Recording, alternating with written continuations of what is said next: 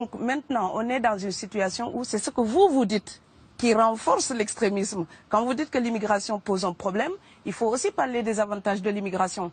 Parce que moi, quand je travaille en France, je paye mes impôts ici. Donc les étrangers qui sont là, il y a une partie qui peut travailler et envoyer au pays aider. La majorité paye ses impôts, s'installe dans vos pays, enrichit vos pays. Donc ce sont des citoyens productifs. Après, il faut voir, il y a une minorité qui vient, il y a des morts, certes. Mais je voulais souligner une chose. Le discours que vous avez, il est encore légitime tant que l'Afrique restera muette. Et moi, aujourd'hui, je voulais m'indigner pour le silence de l'Union africaine. Les gens là qui meurent sur les plages, et je mesure mes mots, si c'était des Blancs, la terre entière serait en train de trembler. Ce sont des Noirs et des Arabes. Alors eux, quand ils meurent, ça coûte moins cher. Ici, j'étais venu en 2008 et j'avais dit, l'Union européenne, avec ses flottes de guerre, avec son économie, je vous dis une chose, si on voulait attaquer nos pays ici en Occident, il y aurait des moyens de se défendre. Donc si on voulait sauver les gens dans l'Atlantique, dans la Méditerranée, on le ferait. Parce que les moyens qu'on a mis pour Frontex, on aurait pu les utiliser pour sauver les gens. Mais on attend qu'ils meurent d'abord. C'est à croire que le laisser mourir est même un outil dissuasif. Et je vais vous dire une chose, ça ne dissuade personne. Parce que quelqu'un qui part et qui envisage l'éventualité d'un échec, celui-là peut trouver le péril absurde et donc l'éviter. Mais celui qui part pour la survie, qui considère que la vie qu'il a à perdre ne vaut rien, eh bien celui-là, sa force est inouïe, parce qu'il n'a pas peur de la mort. C'est exactement pourquoi il faut fermer des frontières complètement. Il faut sauver l'Afrique et sauver l'Europe. Vous ne pourrez pas rester comme vous ne resterez pas comme des poissons rouges dans la forteresse européenne. La crise actuelle nous a démontré ça. Au jour d'aujourd'hui, l'Europe ne sera plus jamais épargnée tant qu'il y aura des conflits ailleurs dans le monde. L'Europe ne sera plus jamais opulente tant qu'il y aura des carences ailleurs dans le monde. On est dans une société de la mondialisation où un Indien gagne sa vie à Dakar, un Dakarois gagne sa vie à New York, un Gabonais gagne sa vie à Paris. Que ça vous plaise ou non, c'est irréversible. Alors trouvons une solution collective ou bien déménager d'Europe parce que j'ai l'intention de rester. Quand quelqu'un part, c'est comme quelqu'un qui est élu, choisi, peut-être le plus débrouillard. Et il y a tout un clan ou toute une famille qui pose son espoir sur cette personne-là. Monsieur, là, je vous vois bien habillé, bien nourri. Si vous étiez affamé chez vous, peut-être que votre famille serait ravie d'imaginer que vous pourriez aller gagner de quoi faire vivre les autres. Donc c'est aussi une solidarité qui est en œuvre. On laisse partir quelqu'un, on compte sur lui. Vous allez me laisser terminer. Et Schengen, entre guillemets Schengen, ça me permet d'être invité aux Pays-Bas, monsieur, donner des conférences dans vos universités. Quand ils trouvent que mon cerveau est convenable, là, ils l'utilisent. Par contre, ils sont embêtés à l'idée d'avoir mon frère, qui n'est pas aussi diplômé que moi et qui pourrait avoir peut-être envie de travailler dans le bâtiment. Donc, vos pays deviennent schizophrènes.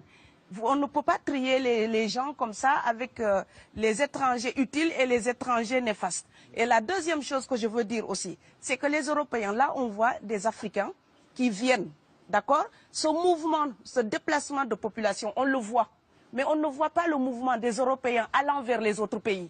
Alors celui-là, c'est le mouvement des puissants, ceux qui ont l'argent, ceux qui ont le bon passeport. Donc vous allez au Sénégal, vous allez au Mali, vous allez dans n'importe quel pays du monde, au Canada, aux États-Unis, partout où je vais, et je voyage tout le temps, je croise des Français, des Allemands, des Hollandais. Je les rencontre partout sur cette planète parce qu'ils ont le bon passeport. Donc, comme avec l'exotisme, l'Europe s'était arrogé le précepte unique, unilatéral, de l'exotisme. Les autres sont exotiques. Alors que pour quelqu'un de mon village, il n'y a rien de plus exotique que quelqu'un d'Amsterdam. Maintenant, pour l'étranger aussi, pour les voyages des temps modernes avec la mondialisation, quand les pauvres viennent vers vous, il y a des mouvements de foule qu'il faut bloquer. Mais quand vous, avec votre passeport et avec toutes les prétentions que cela donne, vous débarquez dans les pays du tiers-monde, là, vous êtes en terrain conquis. Donc, on voit les pauvres qui se déplacent, on ne voit pas les riches qui investissent dans nos pays. L'Afrique se développe en taux entre 5 et 10%. Ce n'est plus de la progression, c'est de la surchauffe. Sauf que quand des pays du tiers-monde se développent et qu'ils n'ont pas les moyens pour gérer tout ça, il faut une ingénierie, il faut une formation, il faut des populations pour installer une démocratie. Là, cette surchauffe-là, vous avez besoin qu'on reste dominé pour servir de débouché à l'industrie européenne. Alors il faut arrêter l'hypocrisie. On sera riches ensemble ou on va se noyer tous ensemble. Et je pense que l'Afrique et l'Europe, par exemple, sont là comme des enfants qui se regardent à travers un miroir déformant.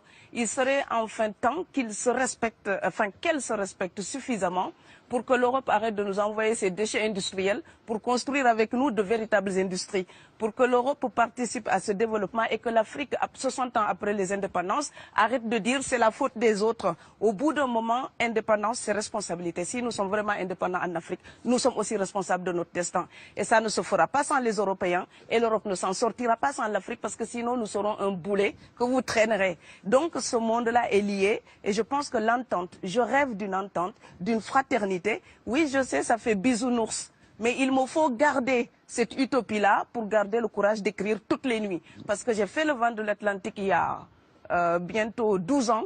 Aujourd'hui, à l'époque, quand je parlais de dizaines de morts dans l'Atlantique, on me disait « tu exagères ». Maintenant qu'on les ramasse par milliers, je suis absolument triste de devoir réaliser tout simplement qu'en tant qu'auteur, je ne fais que répondre à l'injonction de Schiller. La dignité de l'homme est remise entre vos mains, gardez-la.